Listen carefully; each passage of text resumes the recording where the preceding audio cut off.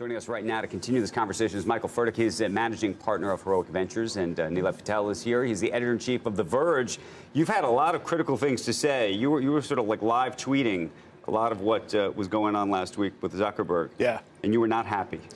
I mean, happy is Facebook exists. It just happens to you. It's like the rain. You can be happy about it or not. I think Zuckerberg has two problems. One, he's got to convince people to continue working at Facebook. He's got to convince smart college students from Stanford and MIT to take jobs at Facebook instead of Google or Apple. He's got to construct a worldview for that company that stands up against Google, organize the world information, Apple, protect your privacy, make the iPhone.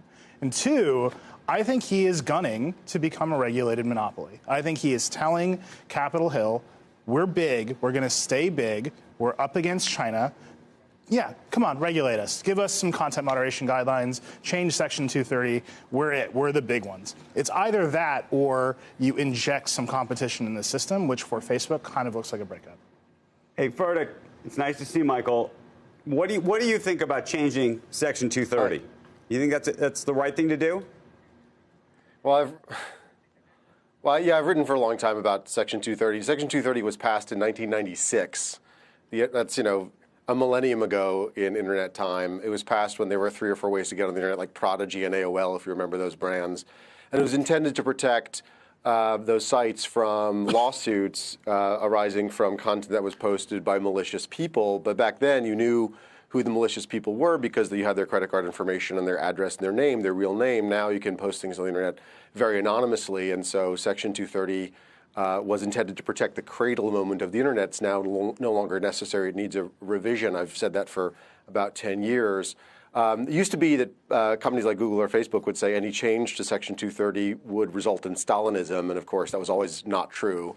And now we know it's not true. So yeah, there should be a change. But look, the problem here is I think Mr. Patel is onto something. I think he's got a good point. Look, I don't think that a private company has to set policy about free speech. You might say, hey, mensch up, Zuck, do the right thing.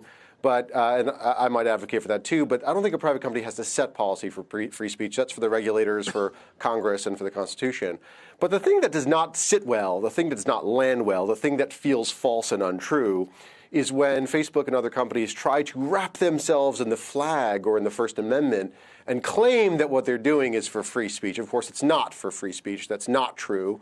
They charge money for the ads that they're posting. They charge money for the attention. Of course, the most clickbaity stuff you can imagine is the most controversial stuff that they are protecting online. Michael, so I don't think he has a point. He has a point. The comments, there's so many other places out there, like TikTok, like other places, where you're not seeing about these Hong Kong protests, where you've seen companies cave to the censorship that China wants them to cave to.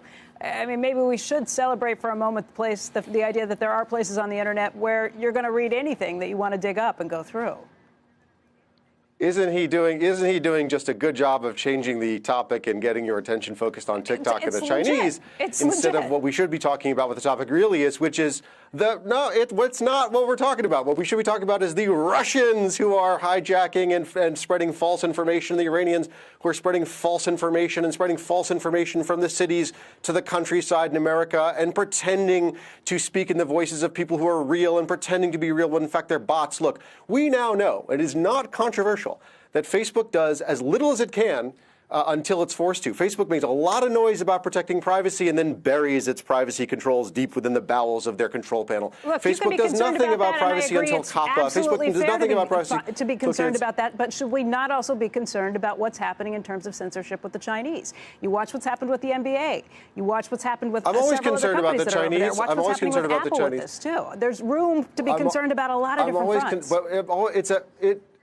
I'm concerned about the Chinese, but it's a false conflict that it's an ensemble we're setting up here. It's not the right. I'm sorry. I think you're letting his lawyers set the conversation instead of allowing us, including yourself, to focus on the things that he's worried about. He's worried about having to take on the job of policing the paid-for ads in this election cycle that are very lucrative for Facebook and others that are going to be misleading Americans and misleading Americans during the election cycle, and that's what he doesn't want us talking about. He wants us to compare himself to TikTok. He wants to compare himself. By the way, Facebook also complies with rules around in different jurisdictions. He's trying from the podium at Georgetown to sound like a great American in this topic, and of course his lawyers are writing this for him. His PR people are writing this for him. He's doing such a good job of changing the conversation. Let's not let it change the conversation. Let's stay focused on these invasive Russian trolls and these invasive Iranian trolls. That's the problem that's facing America, and that's the problem that's invading Facebook.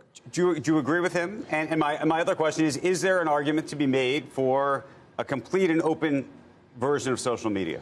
So two things. One, it's true that the Chinese platform companies are really big, but the American platform companies are not allowed in China. Right, Google didn't go there. They've been trying to build a censored search engine. They haven't been able to work it out. Their own employees are protesting. Got slayed when we heard about them, their secret project to build that. Facebook, Mark Zuckerberg learned Mandarin, asked Chairman Xi to name his child. He walked away from that deal. So the size comparison, if they're his wife. but if you don't have access to the market, it's hard to say. I think TikTok is the one Chinese social network here in America that is popular compared to YouTube, Twitter, Facebook. The other argument is, I think telecoms naturally tend to monopoly. That's what they want. They want to own the entire distribution space. They want to charge monopoly taxes on distribution. Facebook is getting to that size. I think Mark Zuckerberg says, okay, just make me the national champion. Do you think that's a fair solution? Should they be regulated like a monopoly, or do you absolutely want to see them broken up? Well, I'll ask Joe. Joe, in your economic sense, do you think that we should have one tightly regulated monopoly or a somewhat less lightly regulated competitive set in social networking?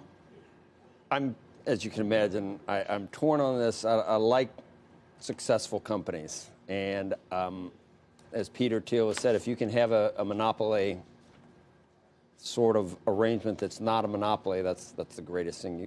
Well, that's a great, if you're the business. The question is for society, what's the right answer? I don't know. You worried about consumers or competition? And if ultimately, I'm worried about consumers, and competition could be part of that. I don't think consumers at this point are adversely affected. Maybe down the road, they're going to be adversely affected. I think the argument is that consumers are definitely adversely affected. In what way? Well, not in terms of pricing. I think that if you are frustrated with Facebook and its privacy controls and its, that FTC. We're big boys. I can look at and decide. But where do you go? Let's say you want to share photos with a wide network of your friends. Where do you go besides Facebook? That's a good point. That is a good point. Where do you go? Where do you go? That is a good point, right? So Zuckerberg's very, very deft. He's very smart. The team's very smart. They buy the competition. They buy the audience attention when they try to buy Snapchat. They buy an Instagram. They buy WhatsApp. They go, when their core platform attention starts to dwindle, as it has repeatedly, and starts to wane, the growth starts to wane, they go buy the competition. It's very, very wise on their part. I think what Mr. Patel is saying is very, really smart. It's really smart. He's actually describing a more pernicious future. I mean, they have reconstituted. How many lawyers and consultants have gotten paid along the way? Michael and Paris, thank you for joining us. You don't want to We're going to continue this debate. I mean, we love technology. We love Silicon Valley. I think it's being set up as a trick question. We'll continue this. Which one? I think the conservatives and the liberals have flipped positions here. You have conservatives saying, let's regulate this company. Zuckerberg saying, okay. And you have liberals saying... Because that looks like the least of two bad alternatives? Yeah, and then liberals saying, let's break them up. Oh, liberals saying... Let's let the market figure it out. I guess that is a flip-flop. So I'm at home. I'm where I should be. All right.